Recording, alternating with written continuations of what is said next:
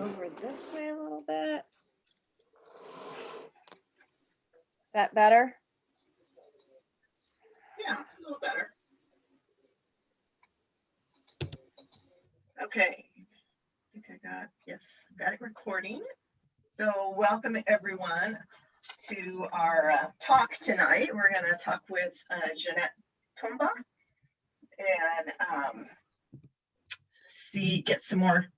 get to know her a little bit better. So I'm going to ask Jeanette a couple starter questions. She's got some pictures to show us and that I put in that I'll bring up on the screen kind of when we get to that point, and then you guys can ask questions as well. I'm going to ask you to mute unless you're talking so we don't get any background noise. That would be very, very nice. Thank you.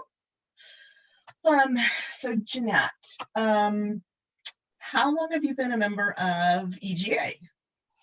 So I've been a member of EGA probably for about 4 years now. Okay. I didn't do a lot when I was working and raising my kids. They kind of got in the way of my fun stuff. So I wasn't active at all in anything. And then I actually went to Christine's shop and she goes, "You really need to take a class.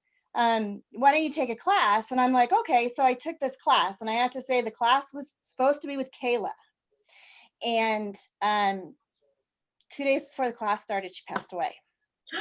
So they had to postpone the class, and they found another teacher who happened to have been Tony.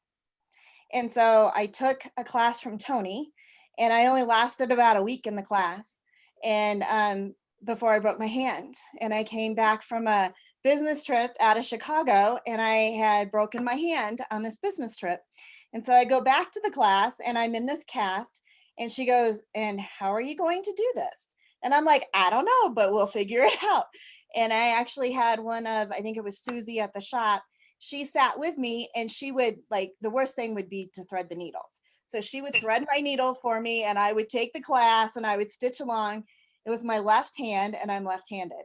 So I had to learn how to do everything right-handed. And that was, part of getting back into it after, I didn't do a lot when the kids were growing up and stuff.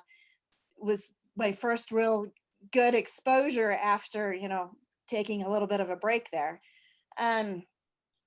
So then, Tony and I got to talking, and we got to doing more classes and stuff. And then we were at the Colorado Consortium, and she and I were talking, and she goes, "I think you would be really good at teaching. You said you were interested in it." And I'm like, "Yes, I was. Yes, I am." And I said, "But, Nan's going to start in a week." I said, I have to look at this for next year." And she goes, "Oh, no, you don't." She goes, "Watch me." And I'm like, "No." I said, "This is way too much." She goes, "No, just wait." So by the time we got home, I had emails saying, "If you want to sign up, you can go." So I signed up, and I was able to get off work, except for the very last day when I was going over stuff with my boss. She said to me, she goes, "Well, you can't go." I'm like, "What?" I said, "I have my plane tickets. I'm leaving for, 3 days. I'm sorry. I have this right to go." She goes, "Oh, no, you can't leave because you have stuff due on Friday. You can't go." And I'm like, "No, you need to do your job and cover me." And I said, "You either let me go or I go and I don't come back." And so she let me go.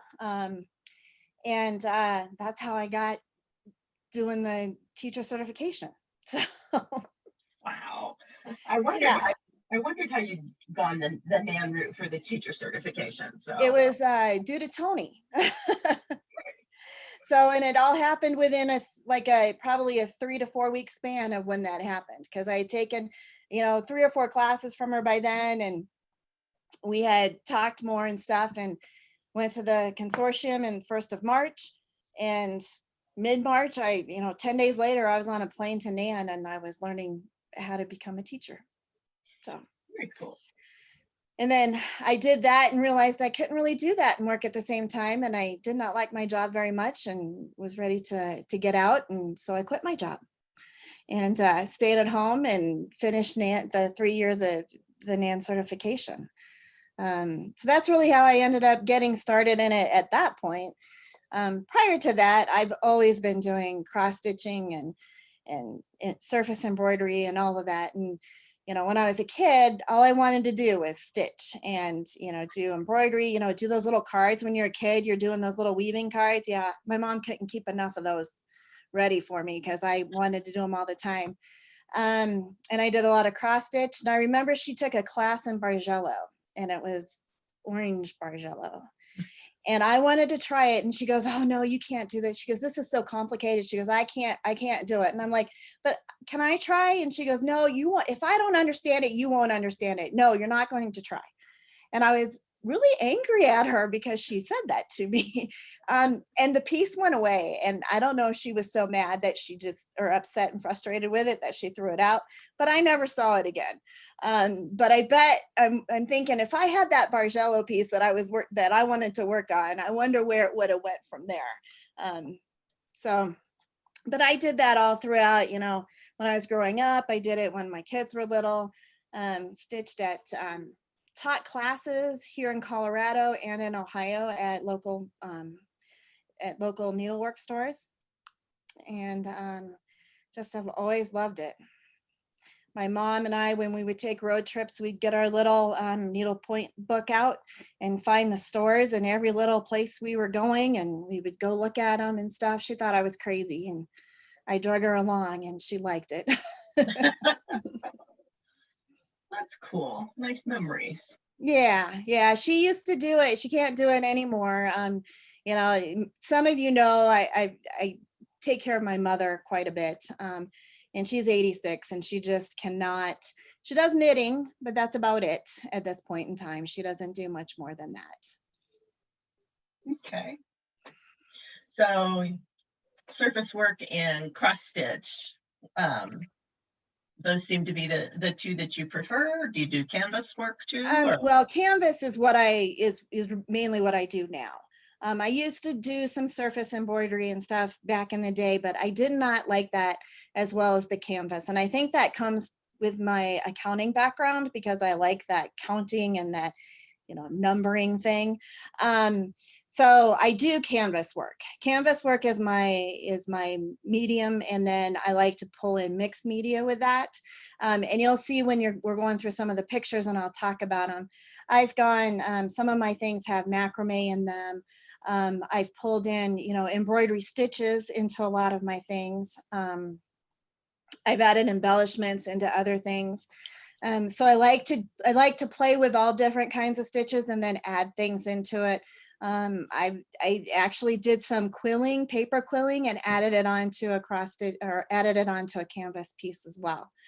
So I do a lot of the mixed media stuff, and that's kind of where I'm headed, that each piece that I design will have some sort of a mixed media in it, whether it's the focus or the focal point, or it's just a little piece that's there and you may not know that it's really there. Cool. So on the NAN certification, I know that you had to design several pieces, but was there other type of classwork or? So yes, there was. So you had to design, I think it was like 2 pieces a year. And the first year I had to design a piece that incorporated, and I did stars aligned. And that was actually a piece that was like dedicated almost to Tony, because the stars were all aligned for me to go to certification. But you had to do that with just your basic family stitches, and you couldn't use any threads that needed to be laid. So were different requirements. I also had to do, I believe I had to do that year I had to read a book and then do a critique on that on a stitching book. And so I did that. And then I had to do a gilt piece, and you can only use like 3 stitches and 3 different colors. So I had to, everything had a parameter to it that you had to do. The next year, I think I had to do, I had to write an article, and I wrote an article, and then I had to do an intermediate piece which was a 2-day class. And then I had to do a 3-hour piece to be taught the following year at NAN, which I didn't get to do because of COVID. Oh, So that ended up, so what happened is I was supposed to go to COVID. I was supposed to go, they canceled it 2 days before I was to fly out to Detroit. And I was going to be there a week before because I was meeting up with some other people. And I was supposed to teach my 3-hour class. That's how that was one of the graduating requirements. Well, I couldn't because they canceled it. So then what I did is I did an online class, and I had some people participate in that. There were like 4 or 5 people that were outside of the NAN certification class and students. So they took the class, and then I offered it to other people that were interested in doing it. And so I did that, and I did it online, and I actually graduated in June instead of in March. So it was a little bit of a delay, but we worked through it. And then that spawned me off to, I am actually working on one right now with GPR, Greater Pacific Region. And I did a class, an online class with them. I just finished in October because they were looking for someone to do a class small enough, a smaller project. And so I did another one. It was actually this one. I don't know if y'all can see. So it's this, let me see if I can get something behind it. Ah.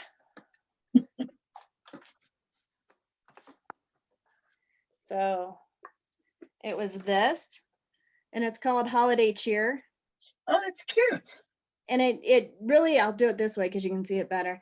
It incorporated like different types of threads, and she wanted to demonstrate how the threads, I think I used a 8 to 12, no, it was an 8 to 5 pearl cotton, and then I did stranded, and she wanted to demonstrate those thicknesses was what she was wanting to have done.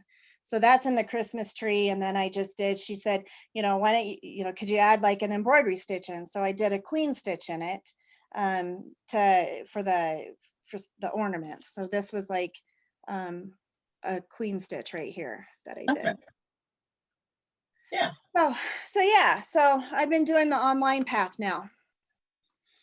Very cool. So, does anybody have any questions for Jeanette? Or did you have anything you wanted to add? I have a question. Okay. If Jeanette Yes. wouldn't mind. This is Joanna. Hi, Joanna. Hi. How do you organize your online classes then when you're teaching? What do you do? How are they presented? So they're presented as if I'm talking to you in the class. So when I go through and I make up, my regular booklet of instructions, but then I go in and I'll add, okay, so now you're at this point, you need to, and I put it more in a talking flair than a directional. And they go from basically, I take you from page 1 all the way through, and I don't have you skipping around on pages. And so I've done, I'll put like asterisk notes and stuff, and it'll be like I'm talking to you, and it's more in a talking phrase than in a more instructional phrase, if that makes any sense. Mm-hmm. So I go through it, and then I give a perspective on, you could do it this way, but I find it easier to do it this way, and kind of give you those options as I'm going through that class with you. And mine, how I did my GPR one is we did it on a Facebook group. So I just gave them the stuff. We did not do a Zoom meeting. So I gave them the information through the Facebook group. I did videos on the stitching, on some of the stitches. And, this group that I had was really, there were like 3 of them that were brand new, that, this is my first time doing this. I've done knitting all my life kind of people. So I laid out, how do you really do laid stitches and that kind of thing. And I gave videos on those. I think I did 5 videos, and then I did the instructions and my instructions were more in a talking manner than a directional kind of manner. And were the students able to get back in touch with you and ask you questions? Yes. Was that part of it too? Yes. So it was an open forum on this closed Facebook group. So they would come in and go, okay, one person came in and said, I don't understand why I'm, I don't understand why I'm having to go up 5 stitches for this. And I explained it to them and they're like, oh, I get it now. And then someone else would come in. So yes, the Facebook group allowed me to have conversations with individuals, but then everybody got to see them as well. And was Thank you. that over just the day of the class, or did that Facebook group last for a week? So the Facebook group is still open, and it's open for 2 months. And I did 2 classes out of it. So I posted classes, I think they were on Wednesdays, a week apart from each other, and I did the first lesson and the second lesson. And then we keep asking questions, and I'm still getting today, because it's still open, questions from people, and people are showing their stuff. I think that it's a really good venue to utilize, because it does allow people to talk about it and talk about the piece with the group and with the class, as if you're in the class itself. And so they post pictures also of their work as they go along, and Yes. anything they might have a question about? Yes. Oh, Yeah. that sounds wonderful. Yeah, it was, I was a little apprehensive because the first one I did was just via Dropbox, and then email me if you have any questions or anything. And I haven't gotten anything from that group, but I've gotten questions and I've gotten participation in the Facebook group. Okay. And were you able to do, like, I know a lot of times when you're taking a class, the teacher will say, okay, come see how to do this stitch. And so everybody kind of gets up and gathers around and they can demonstrate the stitch in that. Is that possible with the Facebook group? That was the videos that I did. So I sat here and I did videos with my iPhone. It's a very long process, but I did videos with my iPhone, and I think I did the queen stitch. I showed them how to do a laid stitch. There are questions with beginning stitchers of, okay, well, how do you really do a waist knot? Or is there another option? So I showed them how to do a quilter's knot and a waist knot. And I can't remember the other stitches that I showed them. Oh, we did a laid stitch. So, how to lay your thread, lay it down, and then stitch over top of it. I did that one. So I did, like, there were 5 of them, and they were able to see them and watch me as I watch, my hands as I'm doing them. And they said that they were very useful. Cool. Very cool. Nice. Do you have any proposals out for classes anywhere? I don't right now. I'm going to propose to nationals here in, I think starting soon here is going to be when nationals go. And I think they collect theirs in January, and I'm going to do those first and see where I go. It's interesting to see how kind of the flow of things go, and you really want to propose at nationals before you go into regions if you're going to use the same pieces, because nationals is when you want to debut them. So I'm holding until then. And it's also been a crazy year. I mean, it's 2020, right? Everything and anything has happened in 2020. So I'm hoping that, it'll be a little calmer next year, and I can start getting through on all of that, getting through some more proposals and that kind of thing. I do have, before COVID started, can you hold on a second? We have a fox in our backyard and I want to put the dog door in. Hold on a minute. Okay. Hey, Brad. What the day was? Dog door, the fox is in the backyard.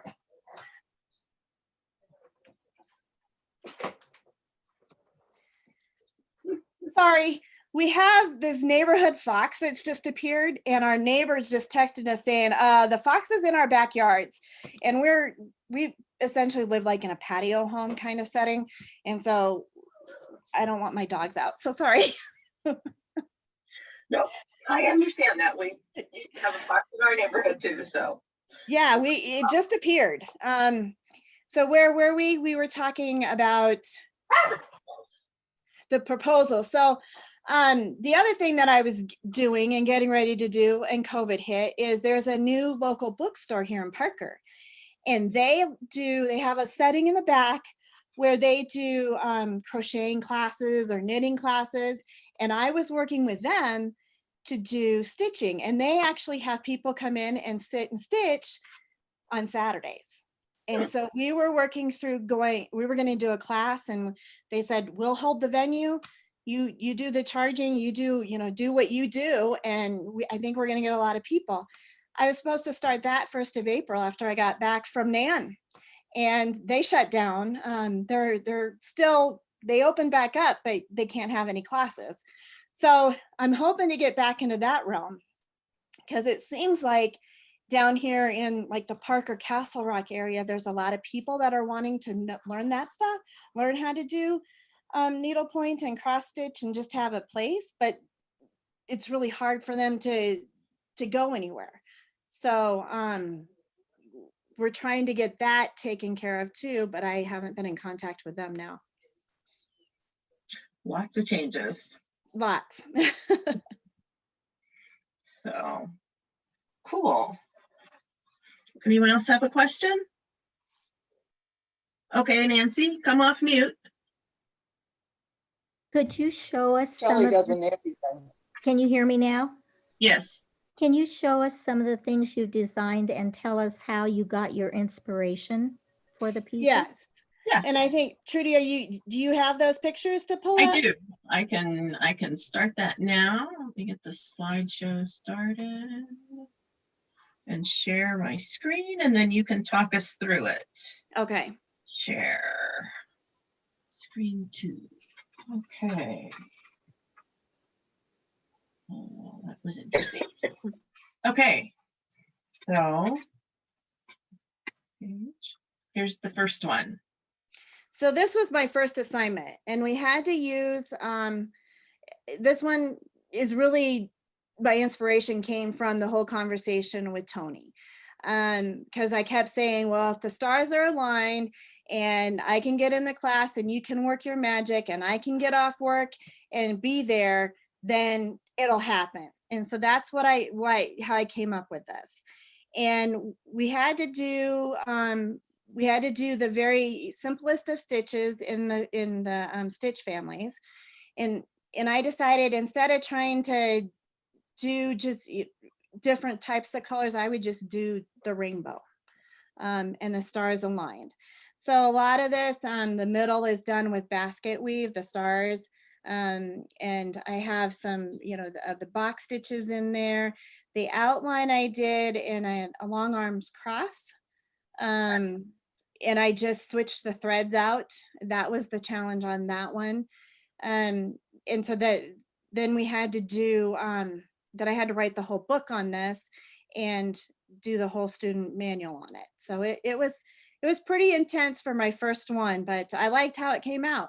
And it's actually been one of the popular ones at the bookstore. This is the one that they wanted to do. So that's that one. This was the second one that I had to do. And I don't know, I guess I was into jewelry at that time. And, I don't know why I came up with the diamonds, but, we were only allowed to have 3 stitches. And so I did the diamond stitch family. And so those are all different types of diamond stitches. And we were only allowed to have 3 or 4 different colors and texture of threads. So those are all, different ways that you can do diamond stitches. And it's to represent, a diamond, and it was placed in a jewelry box lid. Very cool. And then I still was on the emeralds jewelry piece, I guess. So this was my 3-hour class that I had to offer at NAN to graduate. And it had to be taught within 3 hours, which is a really tight time frame. I mean, most of your classes are days or one, at least one day, and then multiple days. So I did this one. I did a pilot on this. I really liked the way the colors came into place. I wanted to do something monochromatic as well, just to be a little bit different. When I did the pilot on this one, I did open it up to have people do a color choice of sapphire or ruby. And so there are a few of those floating around out there that are not just the emerald. But I like the way this one turned out. It's a really fun piece. I had to incorporate a difficult stitch in it. And so what I did is I did the Jessica in the middle, and then there's 4 waffle stitches in there. And then the corners are a padded stitch that I did. So it gives you the vision of looking into a box, and voila, what do you see at the bottom of the box? Surprise. It could be a diamond or an emerald. Cool. This was my first 2-day class, and I actually had my inspiration in the middle of the night on this one. And I decided I knew I wanted to do something with flowers, but I can't grow a plant for anything. So this is my flower garden because I don't have to worry about watering it and keeping it nurtured because it doesn't work with me. So I wanted to do something with flowers, and I knew that I wanted to do, I found this really cool thread that I wanted to work with, and it's the black thread. And I worked with that, and I wanted to make pots out of it. And so it just all kind of came together. Then I visited Trinway Silks, and most of this comes from Trinway Silks. All the flowers are done in Trinway Silks. And the stems are mostly done in Trinway Silks. The bottom is not done in Trinway. That was done in Renaissance. But I wanted to play around, and as you can see, I did some other types of stitches in there. I did chain stitches, which is not very typical in a canvas piece. And then I did the spider stitch, and then I did the center of the one flower by taking name escapes me, the neon rays and the flare, and pulling it out and then couching it down. So this is a fun piece. And then I did the background was all a darning pattern, but it was a darning pattern that was variegated. So it didn't give you that. I didn't want that. A darning pattern sometimes can give you a pattern, and I didn't want that pattern. So I variegated the darning pattern on the background. Variegated with the thread, or yeah, variegated with the stitches for the it? Stitches were it was done in the same thread, but the stitches were all variegated. Okay. Or changed up. Sometimes they were over 3, and then over 2, and then sometimes over 5, and kind of random. Yeah. Okay. Cool. And this is the one that's sitting behind you. Yes, this was so much fun. I had so much fun doing this. This was my advanced piece, and it actually is an advanced 3-day piece. And I wanted to do a dream catcher because I like that Southwest idea. And I wanted to incorporate macrame in this. And there were a couple other things I thought about doing macrame with, but the dream catcher just worked. So the dream catcher, the center is done with macrame, and I did that with watercolors and attached it to the back. And it was interesting to do, and I really enjoyed doing it. My goal was to not have the canvas showing, but that became really difficult. And so I negated that piece. And then I did the borders, the aqua border is painted first. And then I did the variegated fan stitch over, or not variegated, but the fan stitch over top of that. And then the moon I took and I did blended threads with. And I blended between Weeks Dye and General Arts and made the blending of the moon so that it went from dark to light. And I also blended in the stitching too. So there's different stitches in there, and part of the piece is how you do that without really noticing a line of, right, here's a new stitch and this is where I ended my other one. So that was really fun. I enjoyed this piece a lot. A lot of then on the feathers or the dangles from the Dreamcatcher center, some of it was fuzzy. I used some of the fuzzy threads from Rainbow Gallery. And I just tried to incorporate a lot of different things with it. I really enjoyed working on this. It was a challenge. It took me a long time. It's not small. Very cool. So this is my piece that is Seasons of the Heart. And I like the changing of all the seasons. So I decided, well, why not do a heart? And what I want to do, and I'm going to make 3 more for each season. And the thing about this was the changing of the seasons also change your color of your thread, or change the color of your thread and see what comes out different. So each one of these, you change the thread just a little bit and you come up with a different one. So if you look in the upper left-hand corner, I don't know how the best way to do this is. If you look in the upper left-hand corner, there's a stitch that's long and it has it looks like it's a square outline. That same stitch is also in the bottom right-hand corner. That's the green. Oh, But I wow. just swapped out the colors and went light to dark, dark to light, and it changed how it looked. The same thing on, in the upper left-hand corner, I did a Japanese braid there with a red heart, but then on the left-hand side, it's the same thing, but it's the Japanese braid in the green or in the red, and the heart is in the green. So changing out your stitches, changing out your colors of threads and how it looks different. The Bargello is the same way. It looks different as well. Same pattern.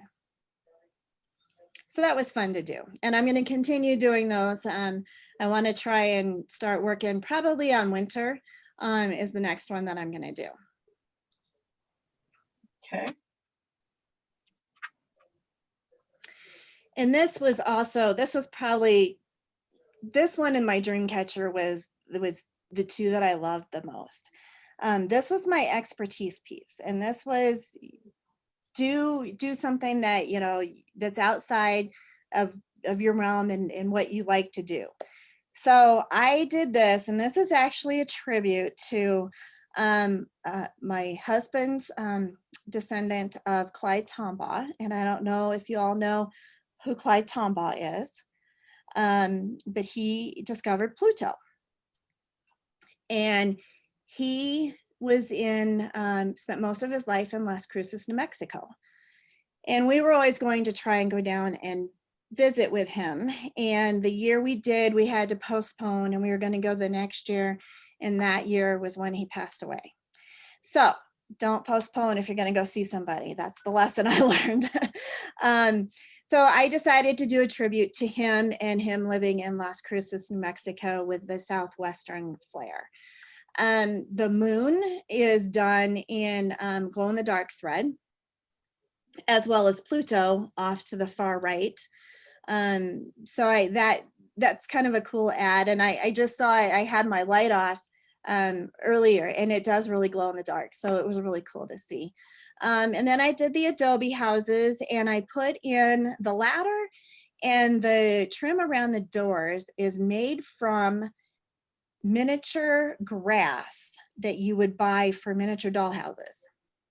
So I was able to cut that up and secure the ladders and the door frames with thread. And then in the foreground, all the grass, that's just random cross stitches that have been blended and layered with, again, Weeks Dye and Gentle Arts together. And they were layered. I started out with the really dark layer, and then I added, another layer, and, it was just random cross stitches all throughout that whole piece that I did on the foreground. The path is the same thing, blended with, I did blending threads as well. Again, Gentle Arts and Weeks Dye. And that was fun to do. And I actually changed the stitches on that one as well, I believe. Yes, I did some changing of stitches through that as well.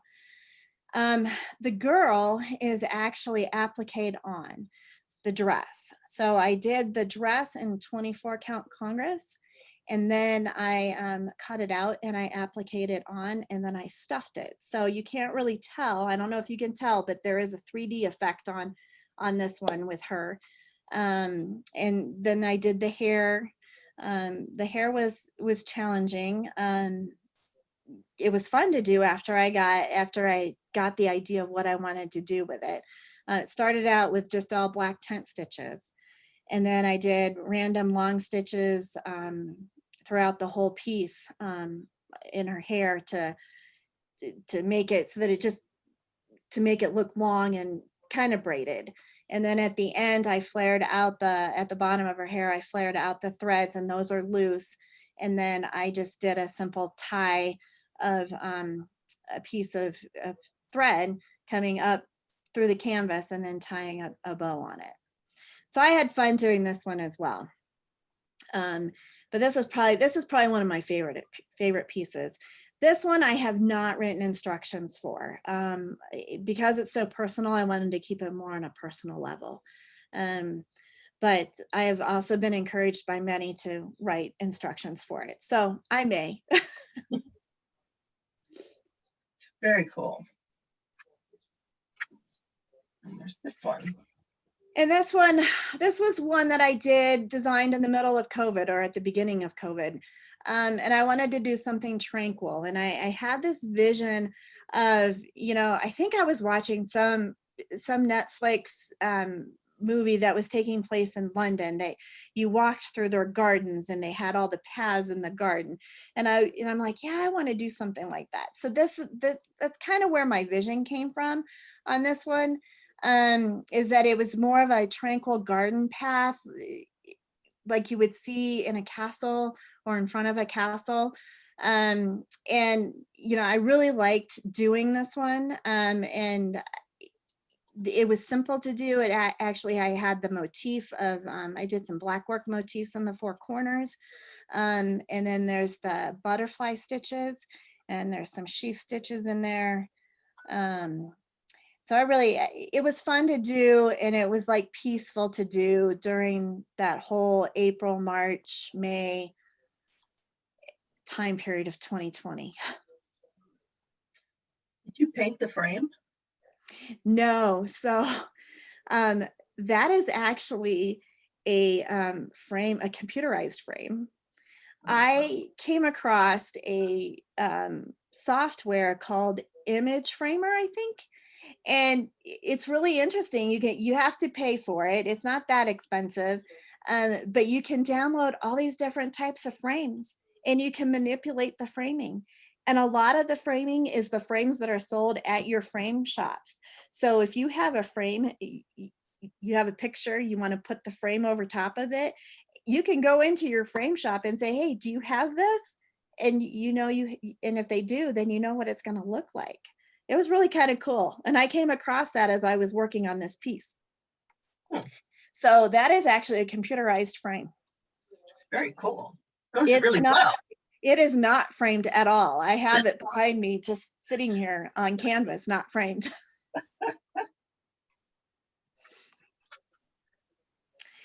And this is a desert rose. I came up with this on my way to Texas to visit my son. I got the morning shift because I'm more the morning person than the night person. And I was driving along. I think we were in southern Colorado at that point when the sun was coming up, and it was very rosy. And it was still the desert area in that southern eastern Colorado. And I'm like, yeah, I need to do a piece of something called Desert Rose. So I started pulling all of these colors together, and that's how I came up with this one. It's a sampler, small little sampler. The stitch is not in the center, but the two rows that are on the outsides of the center, that's a Tudor rose stitch. So I'm like, oh yeah, I'll do that and call it Desert Rose. So that's how that one came about. It was fun to stitch too. Very cool.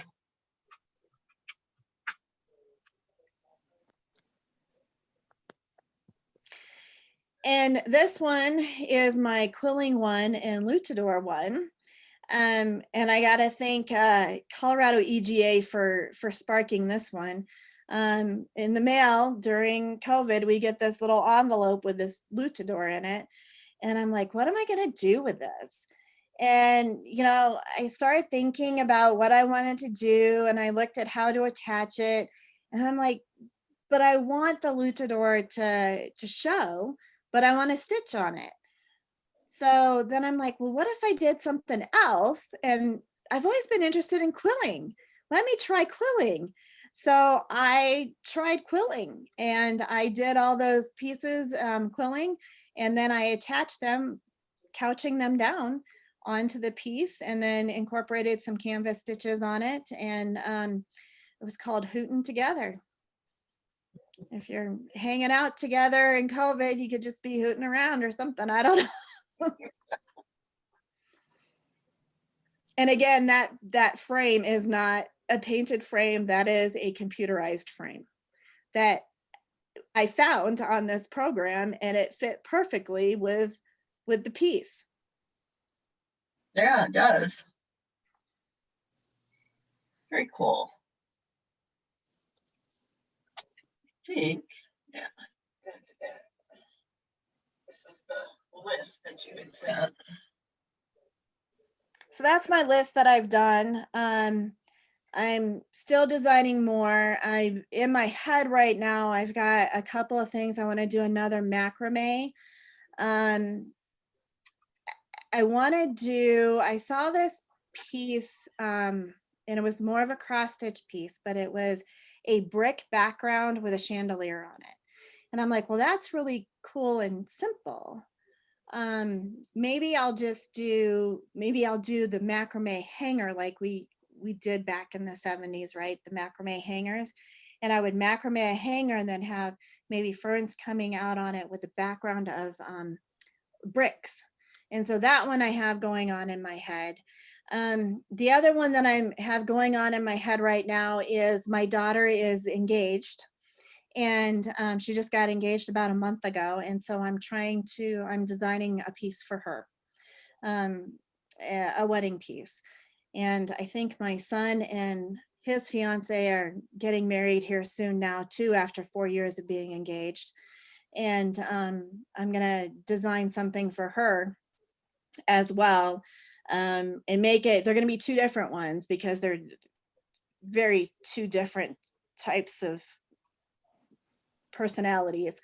So I'm actually probably going to incorporate the quilling into my my son and daughter-in-law's one.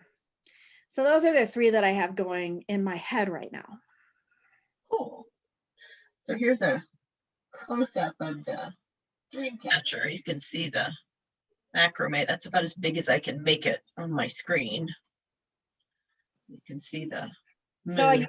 So in the macrame, I had to stiffen the watercolors thread. And so I stiffened the watercolors, and then I pulled it up through the canvas and then did the knotting and then pulled it down into the canvas. And those were half stitches and square knots, I believe. Yeah, they're half knots and square knots with loops. And then the outside of the ring was a loose chain stitch that I did along with Jessica circles. What'd you use to stiffen it with? I just used the stiffener that you can get it at Hobby Lobby. It's the cornstarch stiffener. And I laid it out on my outside and I stiffened it. You have to get it wet, but then you have to get the excess off because you want it to be thin. You don't want it to get real thick or you can't work with it. And I laid it out. I pieced the colors how I wanted the colors to look. And then, I cut the threads up how I wanted it to look. And then I stiffened it and let it sit for probably a half a day. Because I wanted it stiff enough that you could work with it, but not stiff enough. It had to be just at that right temperature, so to speak. Because I didn't want it too tough to work with because it had to be flexible enough to come in and out of the canvas. Okay. This is the one where you were talking about the. Yeah, so if you look at one more down, that stitch there, and then if you go, yep, that stitch there, and then if you go directly down at an angle, that one, they're the same exact stitch. Same exact stitch pattern, everything. It's just different colors. And then these two here. Yes. And these two here. Yes. And then I did a little bit of black work in there, the leaves and the acorns. Yeah. And the two corners at the edges, at the bottom left and the top right, that was a Milanese stitch, but it was done a little differently because one of them had French knots in the middle of the Milanese stitch where the other one did not.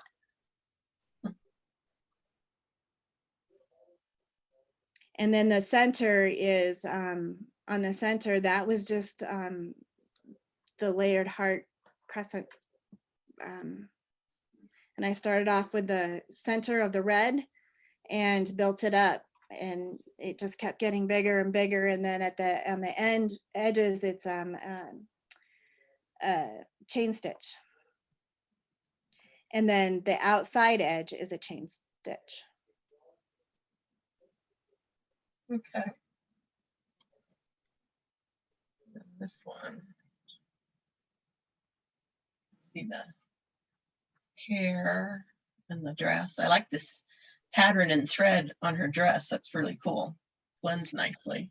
Yes, and that was one. I think that was a thread that came from Weeks Dye, and it was one. It was one over dyed thread that I used, and so I thought that worked really nicely with that. The doors, I didn't talk about the doors. The doors are actually padded as well. So the padding on the doors, the aqua color was padded, and then that was just a diagonal stitch, just a diagonal gobelin on that. And then it was overlaid with the, I think I used a number 3 pearl cotton brown on that, and overlaid it in the grooves to make it look like wood logs that had been painted. Very cool. That's a very nice piece. I agree. You do need to write that one up sometime. I know. It was fun. I had a good time doing that one. So this stitch here was the Tudor rose stitch? Yes. Okay.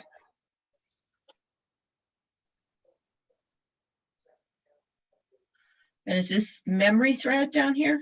No, that is from Painted Threads. and they have a little, you can get it, you can get it at Christine's, and you have to order it, but it's a thread that is done in that curly Q. And so I laid that down and then just tacked it down. I did a couching stitch with it and couched it down. But it's by painter threads. Very cool. And here's the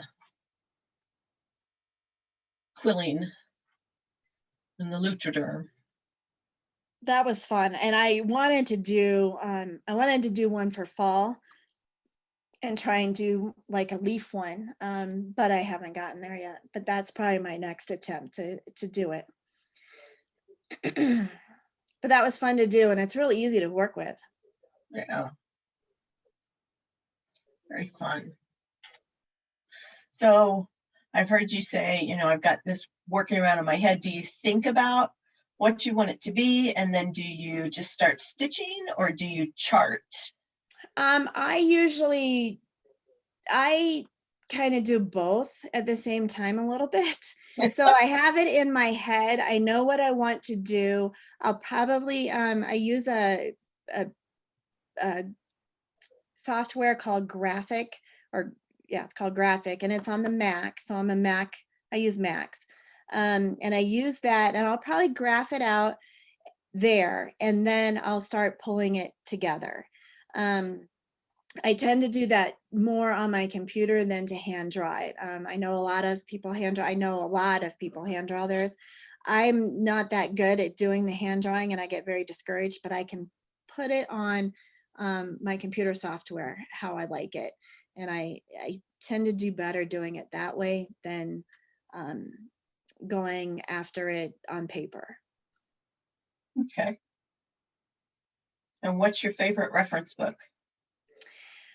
I tend to go, well, I like the Stitches to Go book.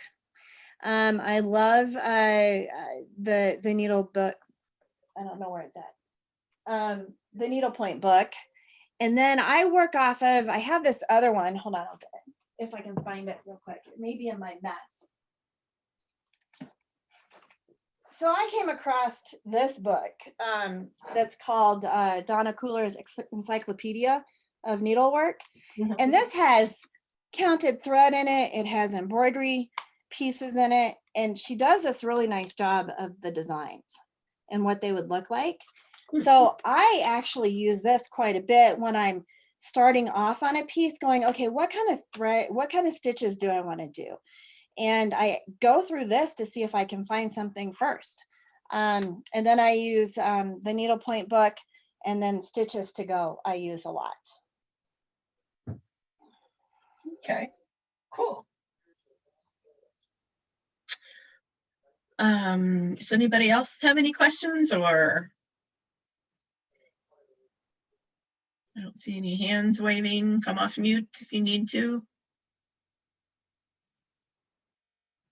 So if people want to get in touch with you, should they do that via email? Is that the best way? Do you have a website? Do you? Yes, so I have a website, mountainpeaksstudio.com. Okay.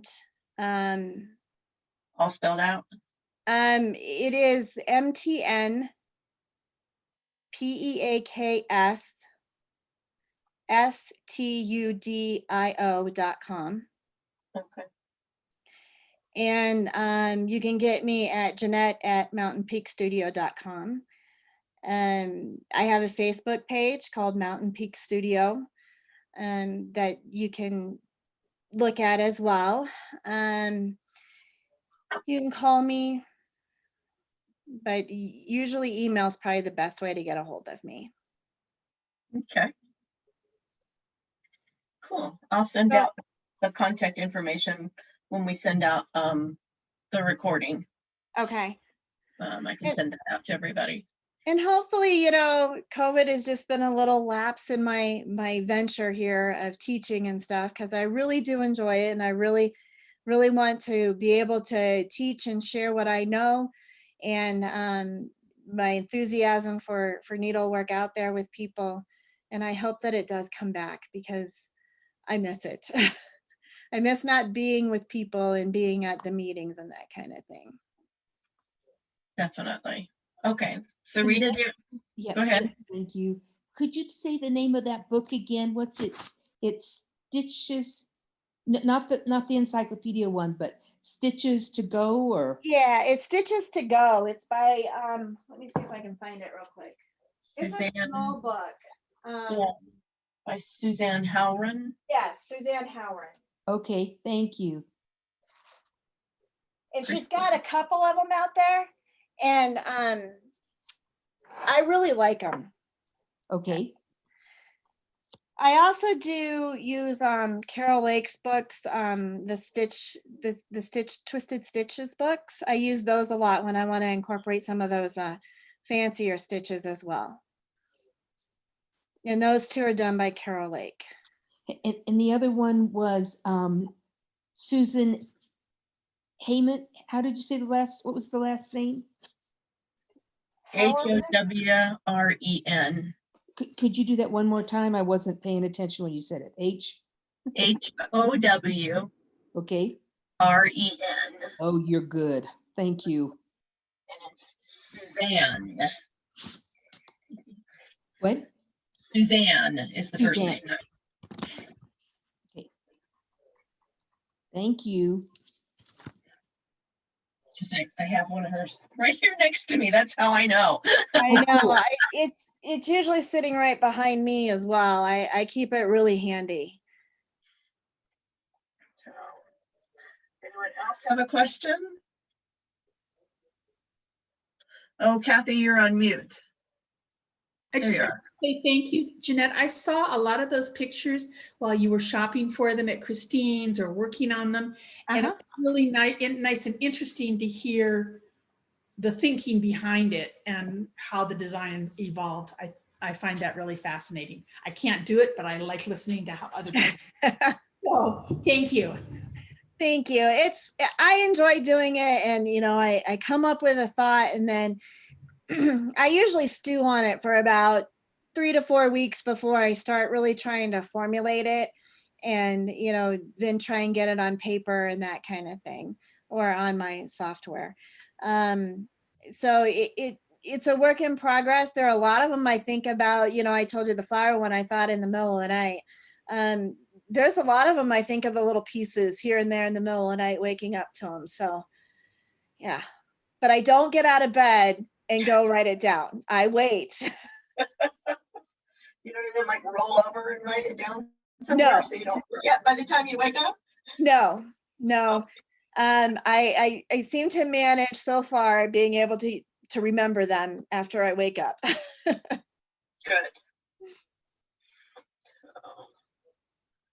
Anybody else have any questions?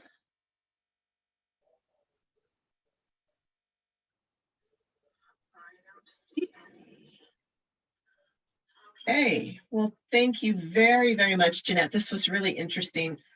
I love seeing your pieces, and again, the thought process behind you creating them and your journey. I was really curious about your journey of getting your certification done. I happened to be on the call for the Colorado EGA group when you talked about your final piece and that you had passed your certification. Yeah. And I was really happy to hear about that, and made me really curious of how you got it done. So thank you so much for they sharing. give you a book, a manual every year, and you have to go through it and follow the guidelines that they've set out. And I mean, some of them, you want to do what you want to do, and it may not follow exactly in the guidelines, and they'll come back and go, no, it should have been this. So the heart piece was one, because I was going to do it on 18 count, and they're like, nope, you need to do it on 24, because that's what it says in the book. And I'm like, dang. So that one was done on 24. Okay. But it was fun. It was a great journey. I'm glad it's over with. I know some of you can attest that, there are times I was really stressed out about it. But I learned a lot, and I want to keep pursuing it as much as I can. I've had to go back to work. So I had to come out of retirement and go back to work for a while. So we'll see how it works trying to do both at one time. We'll see. Okay. Well, thank you all for joining very much. We've got another call next Wednesday with Jennifer Riefenberg. So that will be fun to hear her thought process as well. So thank you again, Jeanette, very, very much. And Well, thank you for having me. yeah, I will send out her contact information to you, to everyone on the call. So, and we'll get this posted on the website hopefully this week. So, okay. Well, Thank thank you. you. I Thank you. enjoyed speaking with you guys. I miss everybody. I agree. Thanks for organizing it, Trudy. Oh, you're very welcome. Yes. Good night, everyone. Good night. Take We care. miss you, Jeanette. We miss you. Thank you. I miss you guys too.